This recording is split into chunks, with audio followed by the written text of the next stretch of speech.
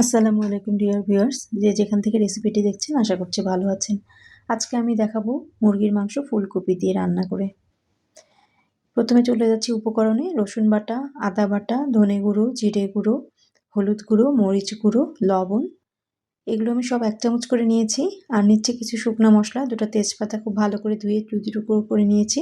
নিয়েছি 2 টুকরো দারচিনি, কিছু লবঙ্গ, গোলমরিচ আর একটা বড় এলাচ বা কালো এলাচ। কালো এলাচটা একটু ফাঁক করে নিয়েছি যেন সুঘ্রাণটা বেরিয়ে আসে। নিয়ে নিচ্ছি 1 কাপ পেঁয়াজ, আর নিয়ে নিচ্ছি একটা বড় ফুলকপির অর্ধেকটা ফুলকপি। ফুলগুলো আমি এভাবে করে বড় বড় করে ফুলগুলো আলাদা করে নিয়েছি। আর নিয়ে নিচ্ছি 5-6টা আলুগুলো 2 টুকরো করে নিয়েছি। এখন আমি এগুলো চিকেনের সাথে ম্যারিনেট করে নেব সব মশলাগুলো দিয়ে। আমি চাই রান্নাগুলো খুব ইজিভাবে দেখাতে, যেন সবাই করতে পারে, যারা বিগিনার্স, যারা ব্যাচেলার, যারা স্টুডেন্ট, তারাও যেন এই রান্নাটা খুব সহজে ঘরের মশলা দিয়ে করে ফেলতে পারে। এগুলো খুব সুন্দর করে আমি ম্যারিনেট করে 10 মিনিট রেখে দেবো। কেউ যদি চান যে ম্যারিনেট করে 10 মিনিট রাখবেন না, তাহলে সরাসরি রান্নাতে চলে যেতে পারেন।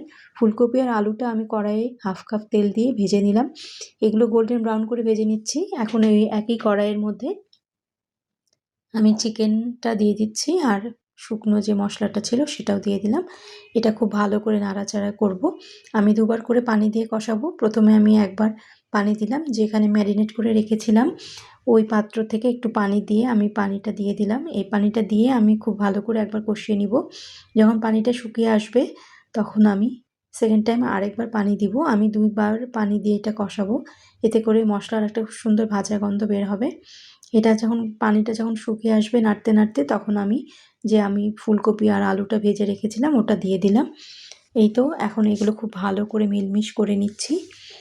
এগুলো খুব নাড়াচাড়া করে যখন পানিটা একেবারে শুকিয়ে যাবে, তখন আমি রান্নার জন্য ঝোলের জন্য পানি দিব। এই ঝোলের পানিতেই চিকেনটা, ফুলকপি এবং আলু সব সিদ্ধ হয়ে যাবে। আমি এই যে পানি দিয়ে দিলাম, দিয়ে আমি পেঁয়াজ 1 কাপ ছিল সেটাও দিয়ে দিচ্ছি। দিয়ে আমি এখন ঢাকনা দিয়ে ঢেকে দিব একদম 10 মিনিটের জন্য। 10 মিনিট পর ঢাকনা খুলে দেখব যে আলু,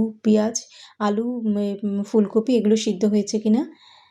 এই তো ফুলকপিটা একেবারে সিদ্ধ হয়ে গেছে, এই যে একেবারে খুলে একদম নরম হয়ে গেছে। এখন আমি দেখব যে আলুটা সিদ্ধ হয়েছে কিনা। এগুলো নতুন আলু, তাই জন্য এগুলো খুব তাড়াতাড়ি সিদ্ধ হয়ে যাওয়ার কথা। চিকেন তো সিদ্ধ হয়েই গেছে, কারণ আমি এটা কক মুরগি দিয়ে রান্না করছি। কক মুরগি 10 মিনিটের মধ্যে যথেষ্ট সিদ্ধ হওয়ার জন্য। এই তো হয়ে গেল। এখন আমি এটা 5 মিনিটের জন্য দমে বসিয়ে রাখবো। 5 মিনিট অল্প আঁচে এটা রেখে দিব। 5 মিনিট পর এসে দেখব যে তরকারি উপরে তেল এবং কালারটাও চলে এসছে। এই তো 5 মিনিট পর ঢাকনা তুলে দেখছি তরকারির রঙটা খুব সুন্দর এসছে এবং তেলটাও উপরে চলে এসছে। এখন এটা আমি 5 মিনিট পর আবার নামিয়ে নিলাম। এখন আমি এটা সার্ভিং প্লেটে খুলে নিচ্ছি।